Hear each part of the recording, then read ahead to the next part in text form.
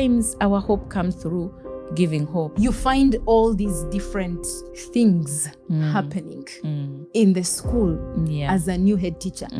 What disturbed you the most? Community is key stakeholders in school. Teacher Bernah Siminyu, a head teacher recognized by Teachers Making a Difference initiative by New Vision for her work in transforming a school community in Butaleja. Her story sits at the heart of what the conversation that we are going to have today and what it really means when teachers step up beyond the classroom and become drivers of change in the communities they serve.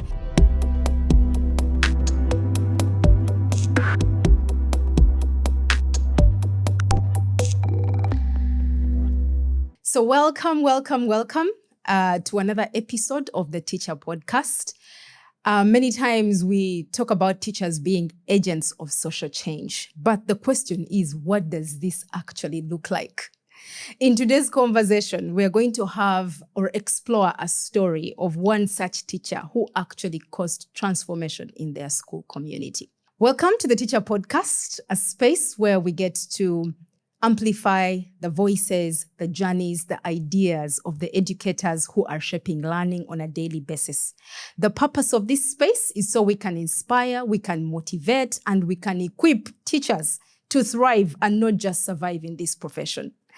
I am Teacher Flavia, your host. I have not changed. A teacher by profession, a teacher trainer, and I am extremely passionate about the teaching profession. So today, I am joined by an amazing teacher.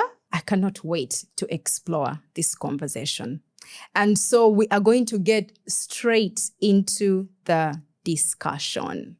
So, Teacher Bernah, first of all, welcome to the Teacher Podcast. I am very, very happy to be here today. Thank you so much. Thank you. By the time you are recognized for causing transformation in that district, in that school community, I think a lot must have happened. Yes. But we want to get straight into the gist of it. Yes, please. Going into that community.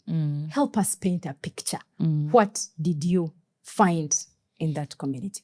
Thank you very much, Teacher Flavia. Yes. When I go to that community, actually, the first few weeks were a shock to me.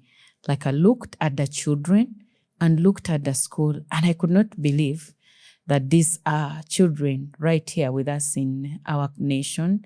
The children hardly had what to wear. They had torn uniforms, maybe borrowed from some other schools. You'd find a child wearing uniforms from other schools, maybe people donated or something. And then they hardly had shoes, slippers, worn out and that kind of thing. And then there were very, very few in the school. So I first felt, what is this? Around 50 children. And I was in shock. How do I help this community? And what do I do? So I called for a parents meeting. The first parents meeting was so chaotic. Everyone was angry. The parents were angry, exchanging words. And I was like, how am I going to handle this community with this kind of anger, with this level of poverty and nothingness, I should say. And so it just occurred to my mind that I must do something not in the ordinary. I must be able to get out of myself and get to the community. So the first thing I did was to mobilize my friends. Before we actually get to that point. Yes. These children are the way they are. Do they have teachers? Do they have, what do the structures look like? Is there actual learning happening? Yes, there was learning taking place. Unfortunately, the structures were there. The buildings were there. Okay. Very nice buildings constructed by the government. But the teachers were few. Actually, on the payroll, there were 5 teachers. And because the other one was a teacher who would never appear on ground. He was a drunkard or had disappeared. And then the other one was sick. So that genuinely sick. That leaves 3. Yes, that were really active. And then, of course, now we began to get other teachers to join them to the payroll. Yeah. We advocated for other teachers, writing to government, and we were able to get a number of teachers, I think an extra 5 teachers, but then we had to get also the ones that we had to recruit locally. I hear that you. means you have to pay them, but yet the finances are not adequate for those extra payments. Okay. So you find all these different things happening in the school as a new head teacher. What disturbed you the most? No, what disturbed me is what is the future of these children looking like? A few years from now, these are going to stay our children in our nation. So what does their future look like? What is it that I can do about this kind of situation? And leave alone the fact that there were few in school. When I probed to find out, has this been the trend? I discovered that actually the children come in senior 1 when there are many. By senior 2, 3/4 are pregnant of the girls. That is early pregnancy, teenage pregnancy. And these are going to stay our children in this nation. They're not going to go away. 3/4? Yes, are already pregnant. Oh, wow. So I needed to do something about it.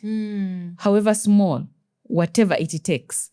You know, in life, we must always focus, even if you help one person, you'll have made a difference for that one person. And who knows the magnitude and level of the impact that one person will cause in the future. To maybe one prominent person that you have helped that will touch many, many other people.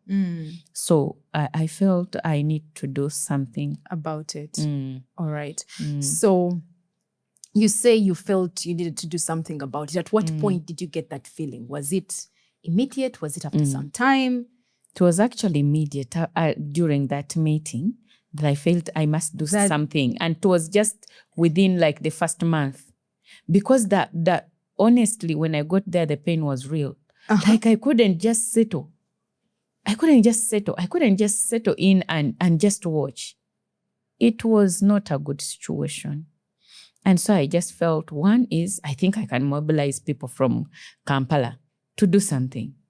You mentioned something about pain, and allow me probe a little more. When you say the pain was too much, what exactly do you mean? Do you know how you see people that are suffering with nothing and you're supposed to be their leader? You know how it feels like they have nothing, they're going to nothingness. And these children, if I don't do something, they're also actually going to carry forward this level of complete poverty to the next generations. You know how it feels so helpless to see that all these people are here, they are coming, but their situation is not good at all. For me, I have a way that I go into the lives of the people and I feel pain. You put yourself in their shoes. Yes, I always put myself in their shoes. Possibly because I also was poor, growing up in abject poverty and that kind of thing. So sometimes I feel their pain and I know that I must do something about it. Do you know what it means to stand before children, try to address them, and you're seeing the poverty in their eyes, in their face, the physical look is just poor. You could look at a child who has not bathed in a long time, who has not used soap in a long time. And these were the children. And these are the children. And these are the children that you're meeting with. And they're greeting you every day. You just can't be comfortable about that. You have to you feel the pain. You feel the pain. Okay. Yes. So you have this meeting. It does not go well. How then do you proceed from that So point? I just told myself from that meeting, I am going to reach the women. They're the most vulnerable here in my assessment. And then on further assessment, I realized that the fathers had children, but most times abandoned them and went to other. That is a very, very polygamous community. And the women were left to take care of their children. And you know that Butaleja is one community that has the youngest grandmother. He's on record. She was 25. She became a grandmother. It's on record on YouTube. And it has one of these men who has 112 children. Yes. Still in Butaleja. Yes. So that's the community we're dealing with. So I felt I need to do something. I will begin with the women. So I mobilized my friends. We put together clothing, we put together soap, we put together pads. And then I just wrote sheets to the children and saying, invite your mothers to come. And when they came, they came. And After how long is this? Still in the first term? Yes, in the first term. When I called the mothers came. And when they came, as we were distributing the items, we began with distributing a bar soap. In the next few minutes, I don't know how the community knew. We had an overwhelming number. Everyone was just running from every direction coming to us. To come for a bar of soap. And from a bar of soap, we had to chop it in 2 pieces. A piece, one small piece. And by the time we are done, people are already fighting and telling us I've not got a piece of soap. That is when I realized the need is actually immense and I cannot be able to manage it with just distributing these items to them. I need to find a way to empower them. So I knew a friend of mine that would train in those skills of bar soap, liquid soap. So I told her that, you know what, tell me what it costs to come and train people here to make bar soap, liquid soap, and so forth. So she gave me the budget. I bought the items on my own money.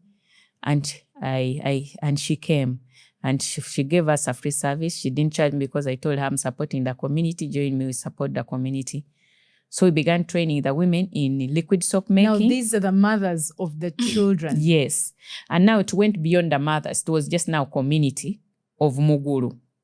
It was now just the community. Whoever came. And they came in big numbers. So along the way, this lady told me that I train for MTAC. And MTAC has money that is using to train communities in these very skills.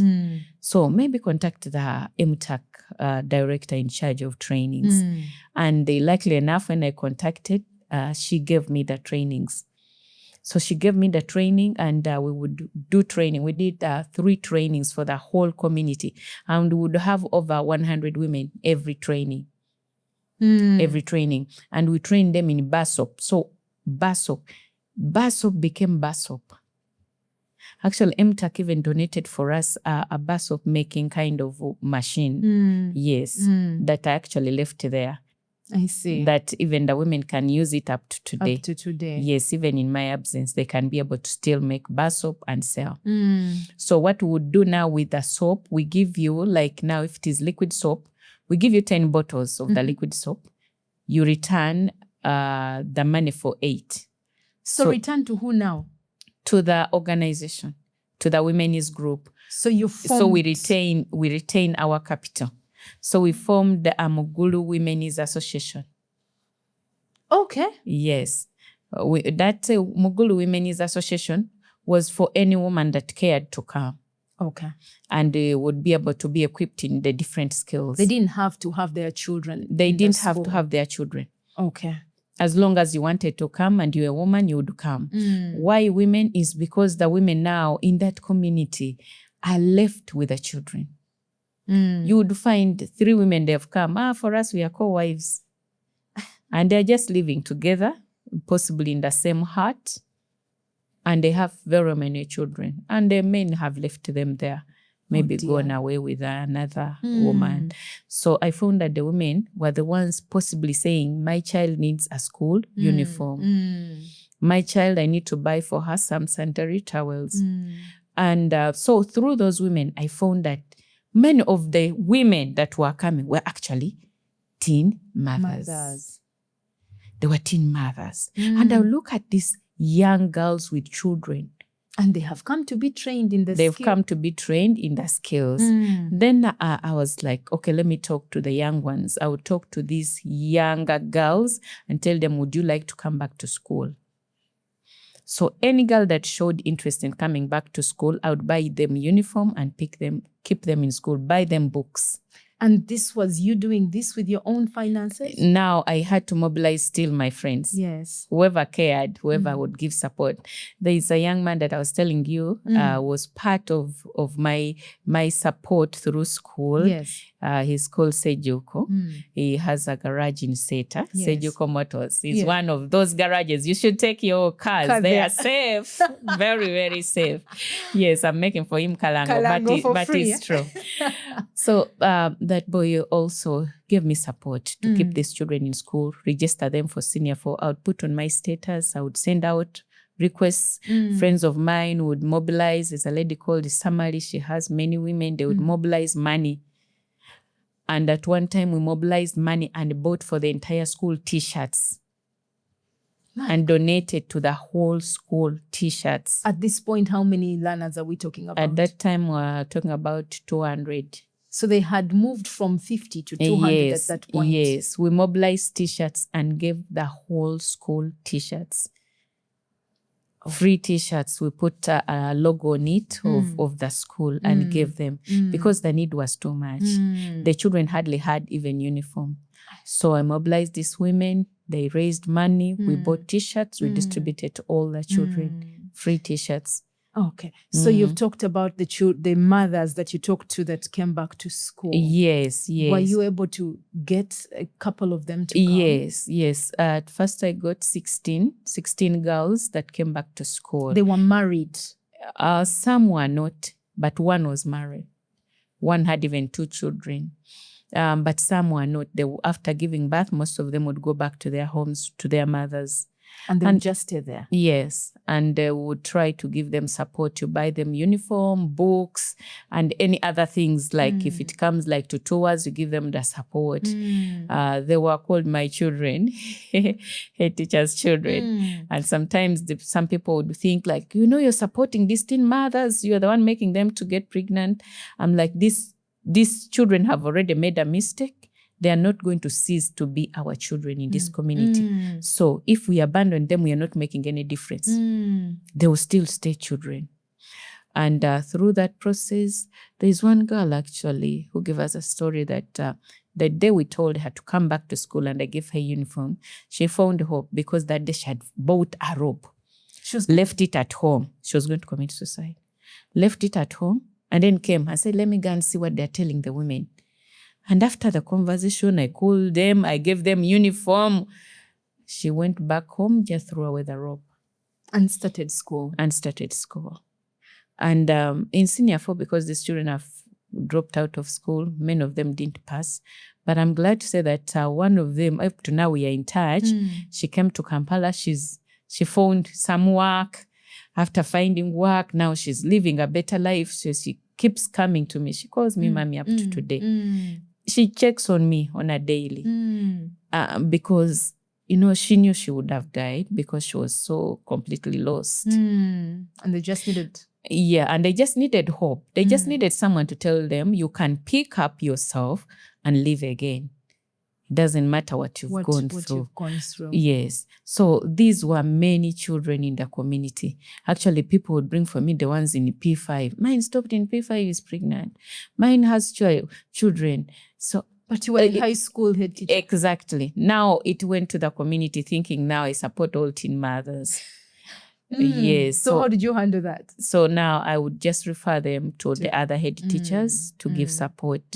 Tell them, you go to the other head teacher, I'll call them and they keep them in school. I hear you. Yeah. All right. So now you've worked with the women. You want to help them improve their livelihood. Yes. You have gotten teenage mothers to come back to school. Is there any other initiative that you, put in place or started? Basically those ones. But the major thing now was to make sure that the school is different. Make sure that as they are coming back to school, the school is a school as well. Yes. So putting up programs that give support to the teachers, to the children, and making sure the school is also different. Running. When I went to that school, actually, the best was a 4th grade. And the year before, they sat 19 children. So 9 were in 4th grade, 10 were failures. And the year I was there, the first we got 2 first grades. People came asking, where did you buy them? Where did you get them? What did you But do? we just put in, just encouraging the teachers, just saying, teachers, let's do our best. And then focusing on them and then helping the children and doing actual teaching. Yes, for I went to class. I'm a teacher of English, would teach them. And all the other teachers actually came on board. They were very supportive. They did a great job. And the children were able to pass. Sometimes the teachers, we as leaders need to give them support, need to appreciate them. And when they feel appreciated, supported, they will also be able to do a great work. Yes. I hear you. Yes. But now, how do you reconcile the demand for the school to perform and then the focus on mobilizing the community? Because many times that is a compromise that the teachers or school leaders fail to strike.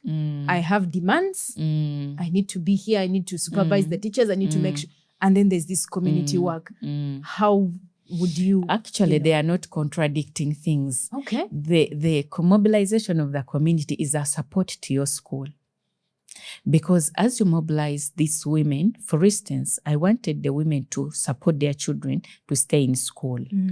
That means that child is going to be able to have some maybe food contribution.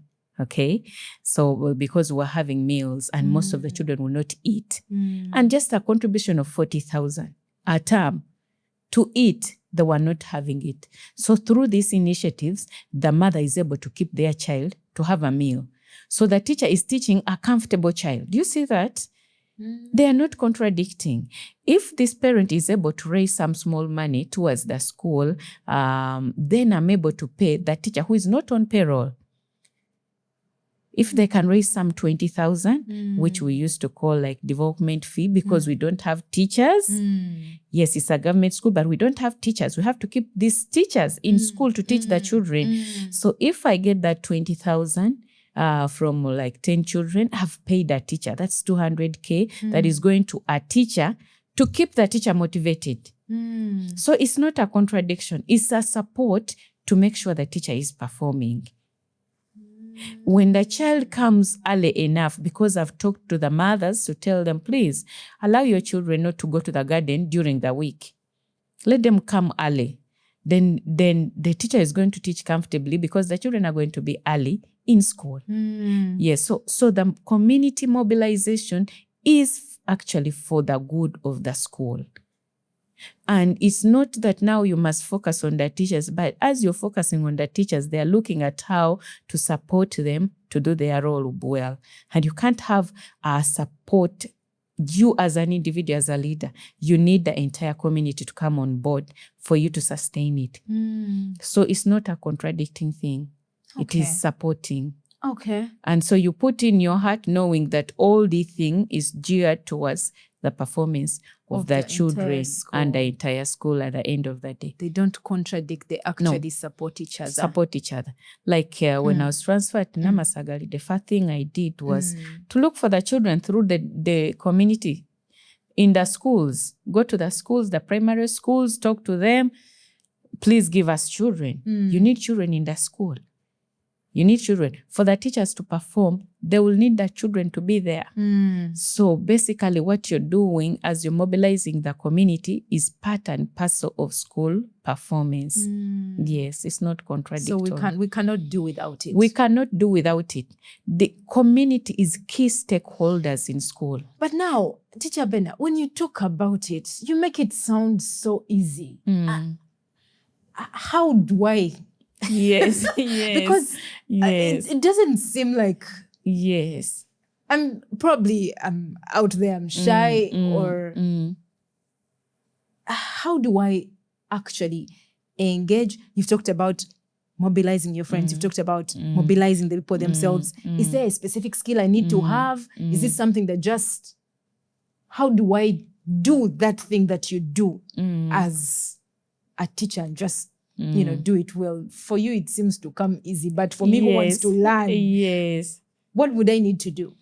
I think you just start at a point of, I will speak to whoever I can.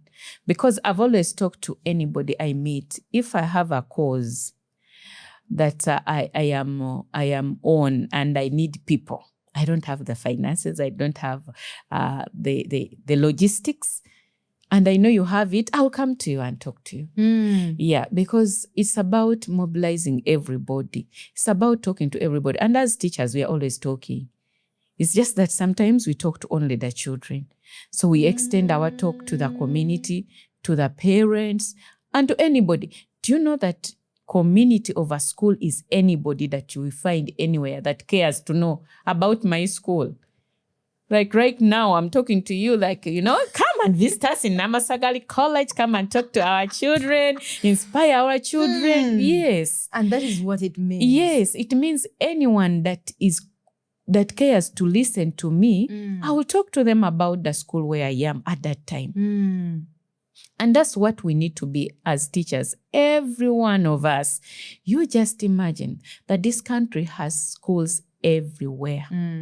So if all the teachers were proactive in engaging community and community transformation, do you know that this country can change in just like 2 years? If we didn't even every teacher, wherever we are, we know that our job is community and community transformation. We begin with the children, to their parents, and to everyone that is around us. If all of us took up that role with the passion, with the commitment, knowing that we are here for transformation, I believe like as a teacher, that is our major role.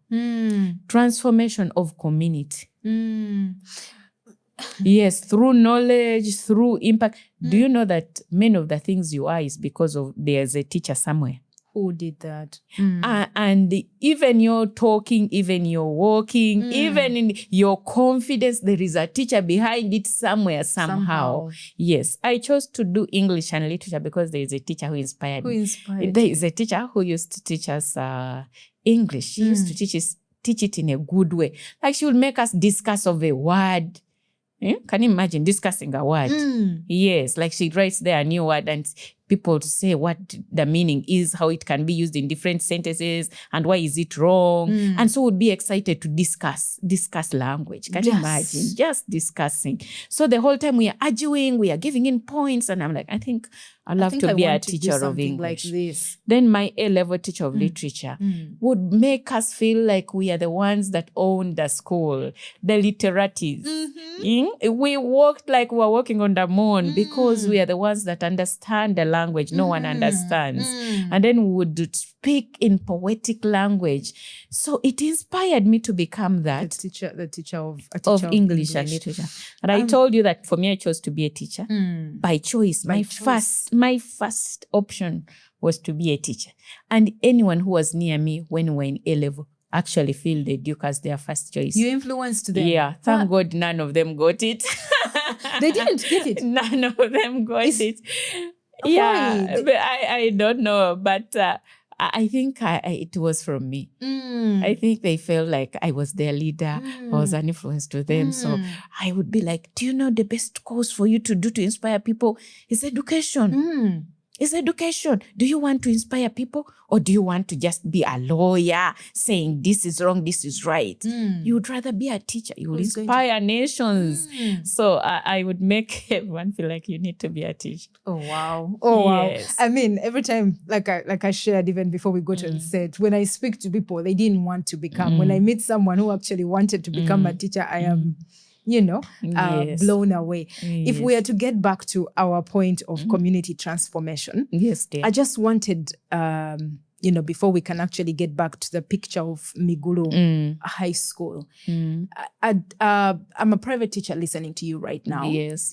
And my school community is probably, closed in. I am just, I just work with. How would I cause this kind of transformation because it seemed like in that community there was need. It was easy for them to penetrate. How do I step out of the confines of my classroom as a teacher in a school such as that one? The thing is, there is always need everywhere. We just don't know it. The difference is the levels of need and the kind of need. I was in a private school. My first school, Seroma Christian School. I'm still proud of it. Yes. Seroma Christian High School.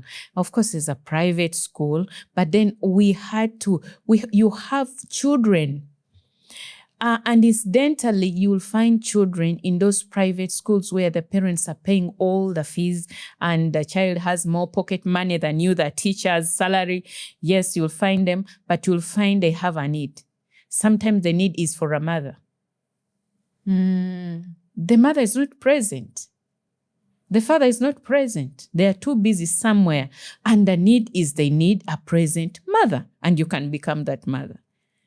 In Seroma, I was a mother. I was a mother to so many children. I was a mother to this lady who is a great pastor now in Kenya.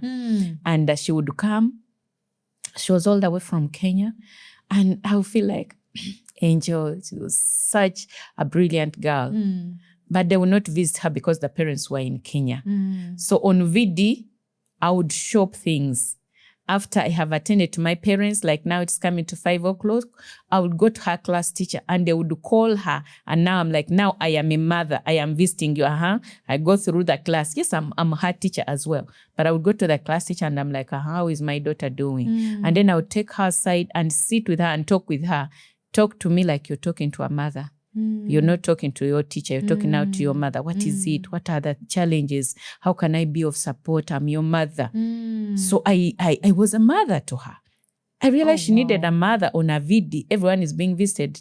And she's not visited. Not. So I needed to be a mother. And that is what I was to her. So so you'll discover that in that private school, the needs are also there. The needs are there.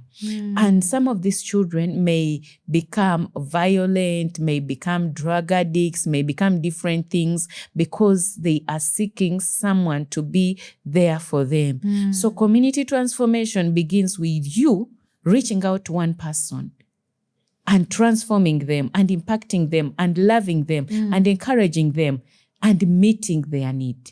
The need may not be financial. The need may be emotional. The need may be just being there physically. The need may be actually you reaching out to maybe cancel something. Yes. I hear you. So I think we need to open our eyes to the need around us and not just focus on student outcomes. Yes. But what's the need around me and how can I cause transformation? Exactly. Oh, wow. Exactly. And it goes way beyond. It goes way beyond the grades, by the way. And it looks for us in our future. And I think that's the encouragement to the teacher, that quite often we are looking at the financial need that will be met at that material time. But yet our job goes beyond the financial need that we have at that time. Our inspiration will stay with the rest of that child's life. I have seen children look for me many years down the road. And they're like, I'm looking for you. There are those I even don't remember. And they're like, Madam, you don't remember me? You did this for me, you did the other. And I'm thinking, when was that? I don't even remember your name. But they are there. So we need to know that as we inspire these children, it gets back to us. What goes around comes around. In one day or another, it will come back to you. Oh, wow. Yes, dear. Let us go back to Mugulu High School. Yes, dear.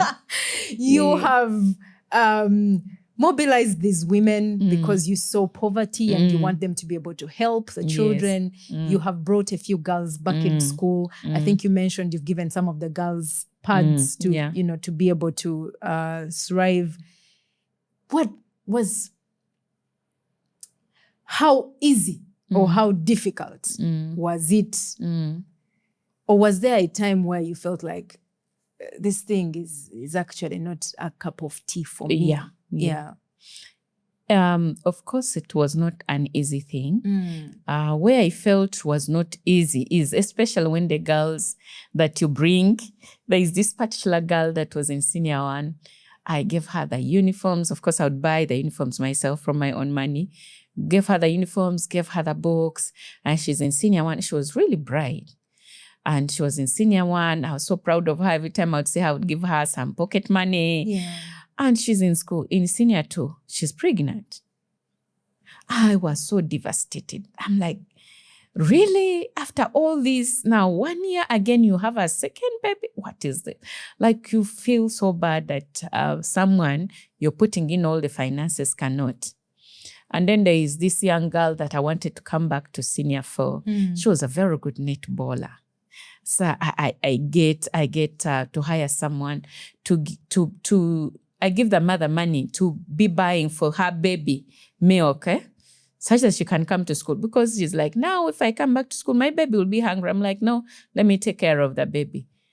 And then the next thing I hear, the baby is okay, so she has run away with another man, you know? And then there is this one that I pushed from senior 1. She was the most painful one. I pushed her from senior 1. We get to senior 4. And the mother is literally crying and coming to me, and she has arrested her. She's joining senior 4. And she has run away to another boy. She has left the baby at home with the mother. The mother is coming to me, your daughter. And I called her, and she's just there, quiet.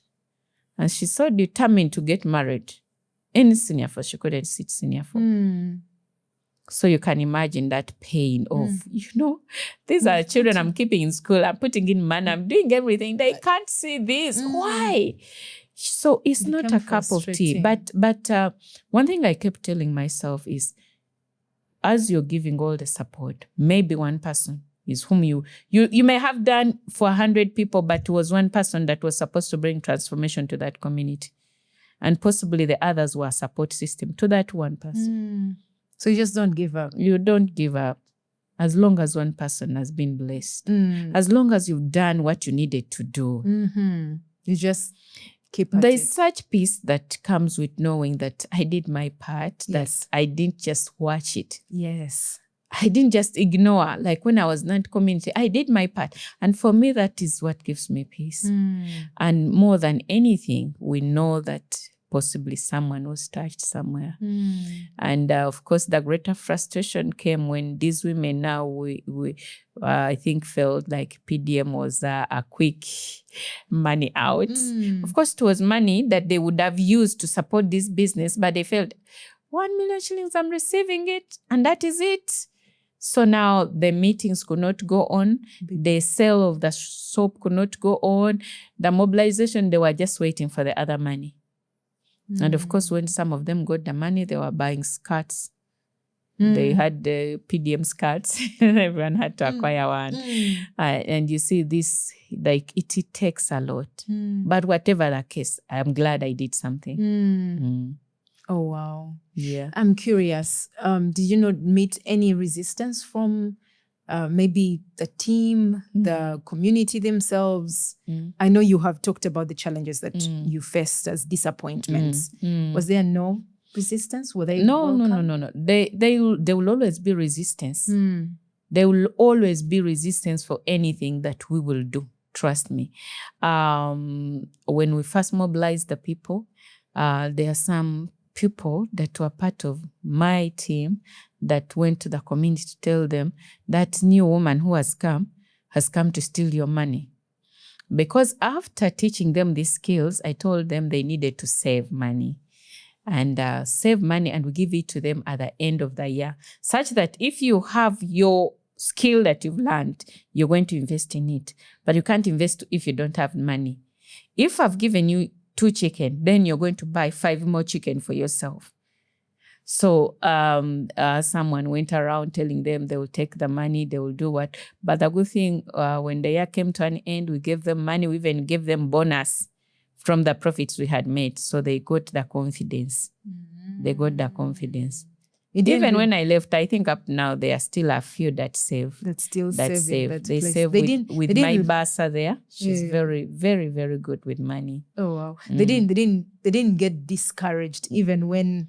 There are those who are waiting. A few got discouraged. Yes. And they stepped aside. But then when the year ended, they saw everyone got money. They were like, wait a minute. I think what they told us is not what is there. Yeah. Oh, wow. Amazing. Yes. Amazing. Thank you so much. So even when you meet discouragement, even when you meet opposition, you just there will always be opposition. You just have That's what I've discovered. It doesn't matter how good, there will always be opposition. Sure. And it doesn't matter what the program we are doing, there will always be opposition, but we have to keep doing because time tells the difference. Time tells the difference of what we were doing, and over time you win many over, but there are those who will always stay resistant. I hear you. I hear you completely. Yeah. With all this that you have done, Mugulu High School, we talked about the school in Chirinya that you were at, CEO, that you also equally transformed. Yes. You're now at Namasagali, which you're also trying to, mobilize and bring around. From your angle, what would you define or describe as the true role from your experience and what you have done as the true role of a teacher? I've already said it. The true role of a teacher is transformation. And I would add on community transformation, right from the child to the community. Transformation. Whichever way and style it comes, we are called for transformation. Yes, in the classroom we are transforming, but how we transform?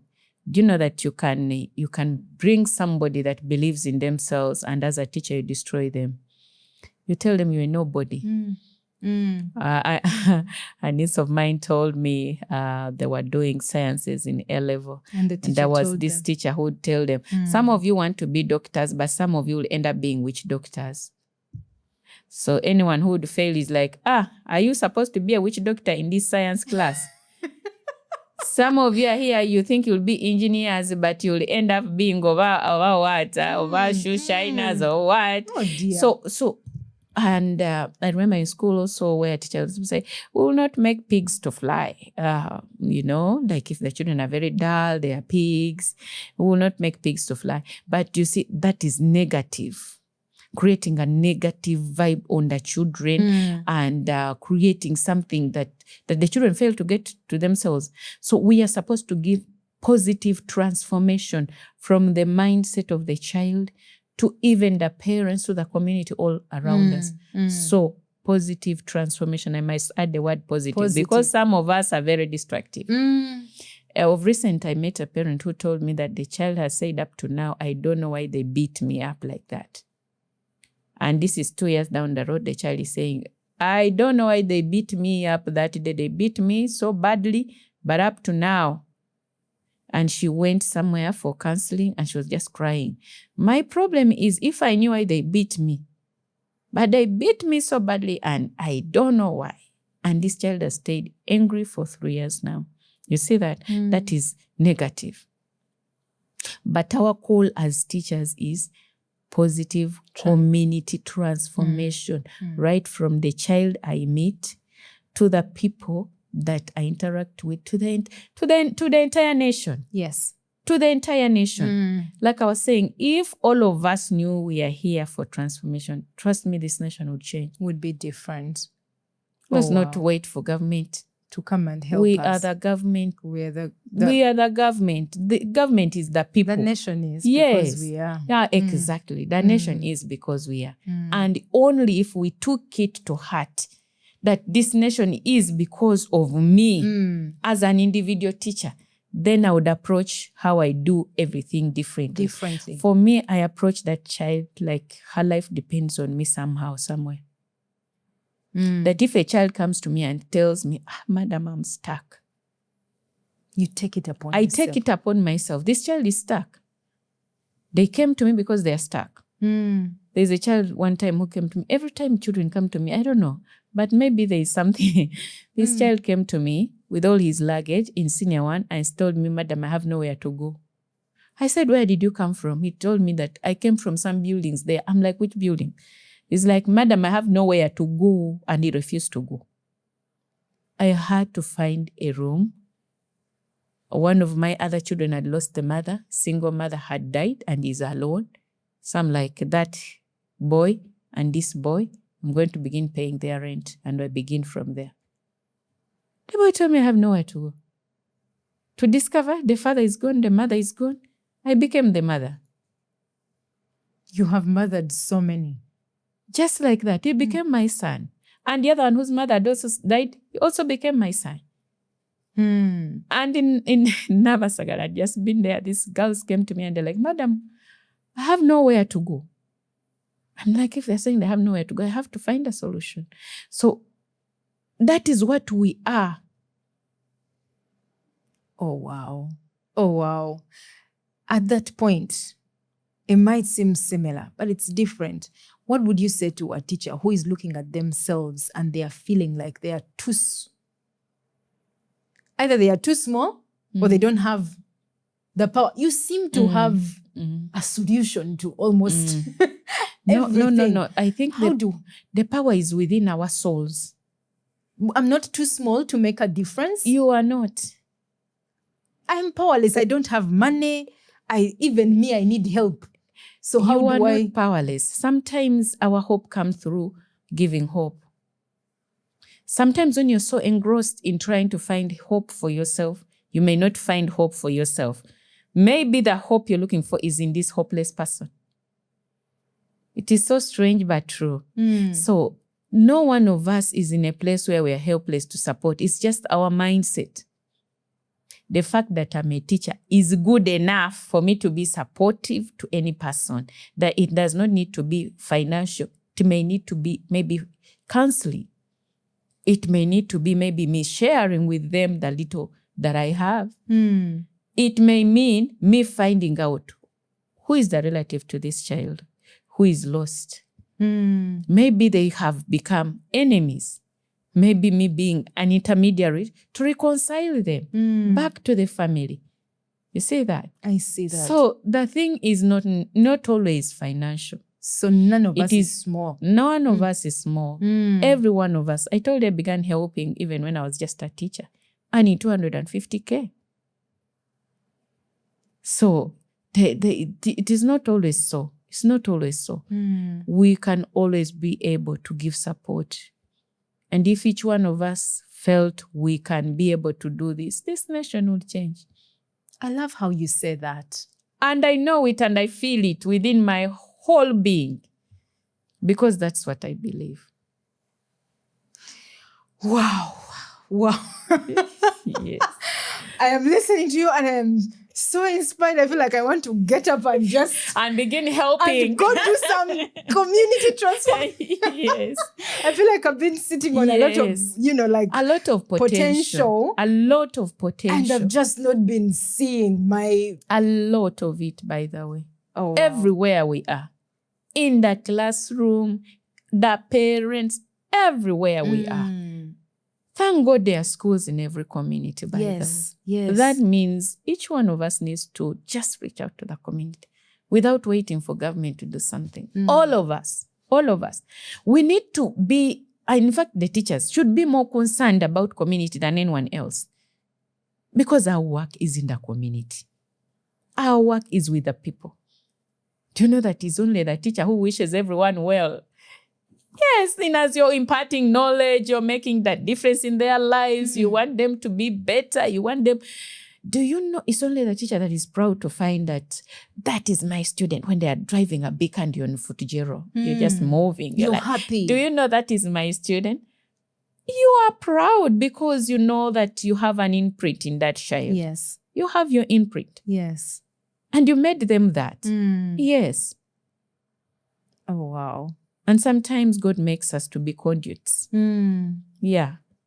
We don't have to have it all like, I have the money better than all my students. No. You must be able to, in fact, a great teacher makes sure that their children are better than them. Yes. I agree. If you're a good teacher, your students should be better than you. I agree. If you were a teacher and all your students are just nobodies, then you have failed. That is true. You must be able to point to somebody, say, that is my student. That is my student. And you say that one? That one is my student. That is our pride. I hear you. Yeah.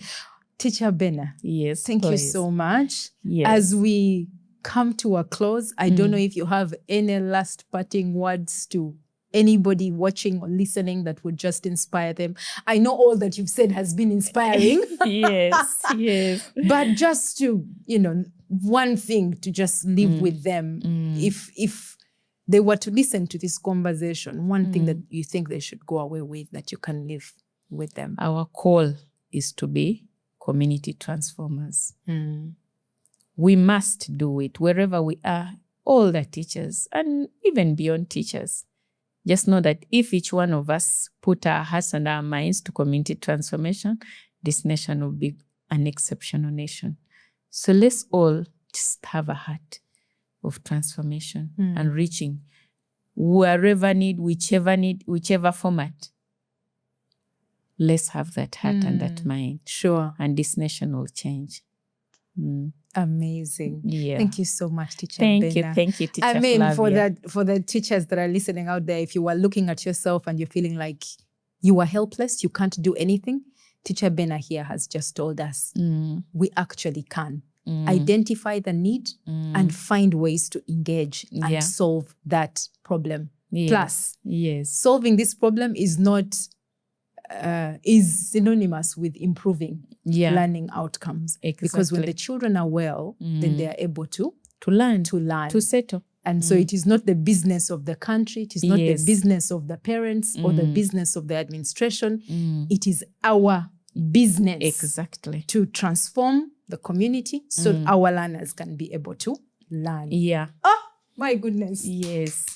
What amazing wisdom you have been you. able to share with us. Thank you so much for taking off time to Thank come and you. join us. I am very sure 1, 2, or 3 teachers out there are going to be inspired by you sharing your story. Thank you very much. Thank you once again for joining us on this episode of the Teacher Podcast. Yes. As teachers, we need to look at ourselves as agents of social transformation. Yeah. And therefore take up our role and be able to do that. It's been our episode, and until our very next, stay safe. Bye. Bye.